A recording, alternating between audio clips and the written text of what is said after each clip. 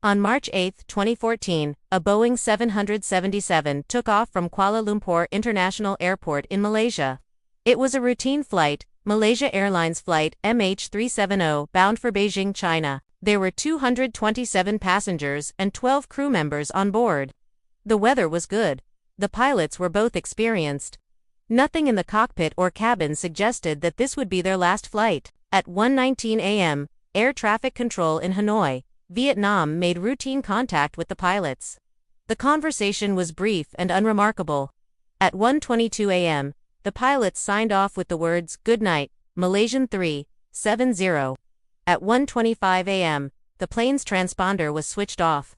MH370 disappeared from civilian radar. No distress signal had been sent. For a while, there was silence. Then frantic calls started coming into Beijing. Families living in China's capital woke up to find their loved ones were not on board. The plane had vanished. What happened next is chilling. Military radar later revealed that MH370 did not go down immediately. Instead, it made a sharp turn west across the Malay Peninsula, heading toward the Andaman Sea. It flew for hours over the Indian Ocean, maintaining a relatively low altitude. All the while, no distress call was made. At 8:11 a.m., the plane stopped transmitting. Its last known position was somewhere over the southern part of the Indian Ocean. In the days that followed, authorities struggled to comprehend what had happened to MH370. Had it gone off the radar, or was someone deliberately hiding it? Was there a mechanical problem, or was someone sabotaging the plane? Why did it take such a strange path? And why was there no sign of the plane in the days that followed? As the world grappled with these questions, a massive search effort was launched. Ships and aircraft from around the world joined the hunt, combing through millions of square kilometers of ocean. The United States, China, and Australia led the charge, offering billions of dollars in support. It was the largest search in aviation history, but despite the best efforts of the search teams, they found nothing. Days turned into weeks, weeks into months, yet no trace of MH370 was found. It was almost as if the plane had vanished into thin air.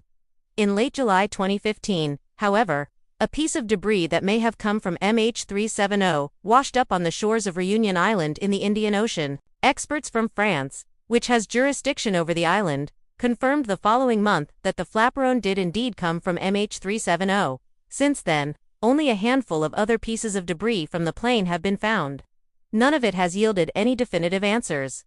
So why is it so hard to find the plane? The leading hypothesis is that the plane's autopilot system was switched off once it reached its cruising altitude of 34,000 feet. With the plane now under manual control, the pilots could have flown it much lower. Flying at such a low altitude over land would have been risky due to terrain and air traffic. So they chose to fly over the ocean instead. Eventually, the plane ran out of fuel and crashed into the sea. But this raises several questions. Why would the plane suddenly drop so low, and why was there no distress call? Did the pilots suddenly become disoriented?